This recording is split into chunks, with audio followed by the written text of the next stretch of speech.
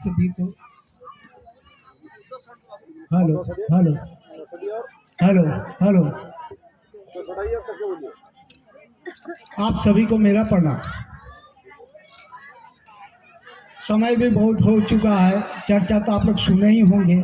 चर्चा में कोई खास चीज़ नहीं है, सब गुरु भाई ये लोग आप लोगों को समझा दिए हैं आपको करना क्या है। करने के बाद आप कहिएगा कि शिव गुरु है या नहीं है, क्योंकि अनुभूतियाँ सब कोई को अलग अलग ही होगा, एक जैसा नहीं होगा। मेरा सिर का दर्द ठीक हो गया, हम गुरु से दया मांगे और लोगों को कह रहे हैं और उसके सिरे में दर्द नहीं है, पेटवा में दर्द है, तो कैसे होगा? तो कंपेयर मत कीजिए, शिव को पहले गुरु बनाने की कोशिश करिए। शिव कैसे गुरु बनेंगे, जो गुरु भाई लोग समझाए, बहुत बढ़िया समझाए, सब कोई समझाए हैं, आप उन पे ध्यान दीजिए। और हम लोग ध्यान देते हैं कौन कैसा शिव चर्चा करते हैं उस पर, इसीलिए पटरी नहीं खाता बाद में। शिव शिष्य बनिए, समय कम है। 3 सूत्र तो सबको मालूम है, ऐसा कोई घर नहीं है जो 3 सूत्र के बारे में नहीं जानता हूं।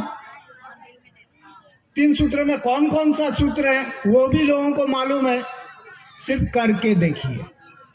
जिस दिन करिएगा ना, उसके बाद आप खुद लोगों को कहने निकलिएगा कि आप शिव का शिष्य बनिए। यहाँ देखा जाता हम करबे नहीं करते हैं, हम शिव का शिष्य है या नहीं है, लेकिन बोली अच्छा आता है हमको, इतना बढ़िया बढ़िया बोली बोल लेते हैं कि उस बोली के चलते लोगों का भीड़ बना देते हैं, लेकिन अनुभूति नहीं है।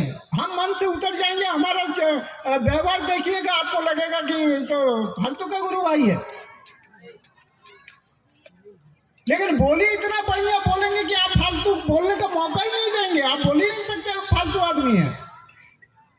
स्वभाव कभी पीछे से देख लिया करिएगा मेरा कि हम किस ढंग से चल रहे हैं। अगर लगे कि ये शिव का शिष्य वाकई में ही है, इसका चलन से पता चलता है, इसका बोली से, तब वो शिव का शिष्य है। तो शिव का शिष्य हम लोग बना तो नहीं पाते हैं, कोशिश करते हैं। कोशिश वही करेगा जो बना है।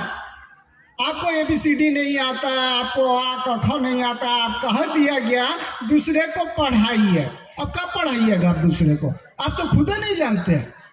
इसीलिए खुद पढ़ लीजिए, खुद समझ लीजिए, खुद कर लीजिए, रास्ता आसान हो जाएगा लोगों को समझाने के लिए। तो शिव शिष्यता में कुछ है नहीं है, शिव का शिष्य बनना है। ये बहुत पुराने समय से एक विधा चली आ रही है जो धरती में लागू नहीं हो पा रहा था, क्यों धरती के लोग धरती से ही जुड़ जा रहे थे, और धरती से जुड़ने के बाद लोगों के जीवन की परेशानियां बढ़ रही थी, पीड़ाएं बढ़ रही थी, कठिनाइयों में चल रहे थे। तो अध्यात्म को फिर से धरती में लाया गया है कि अध्यात्म का नियम ही है, जब तक आपके जीवन में गुरु नहीं होंगे आप जीवन के राह में चल नहीं सकते। इसीलिए कहा कि गुरु कैसा हो, तो साहब ने कह दिया शिव के जैसा हो, क्योंकि वही प्रथम गुरु थे, आज भी वो गुरु है। और हमारा ये 3 सूत्र में जब आए हैं, कम से कम 3 सूत्रों को सही ढंग से करके देखें, तब परिणाम जो आएगा तब आप लोगों को बता सकिएगा। छोटा मोटा परिणाम से कुछ नहीं होता। पेट का दर्द हो रहा था रात को, अब रात को कुछ सूझा नहीं और कह रहे महादेव दया कर दीजिए, बाई चांस आपका पेट का दर्द ठीक हो गया, कह रहे गुरु दया कर दिया, और दूसरा दिन पथरी हुआ तो कुछ वहीं पे नहीं कर रहा।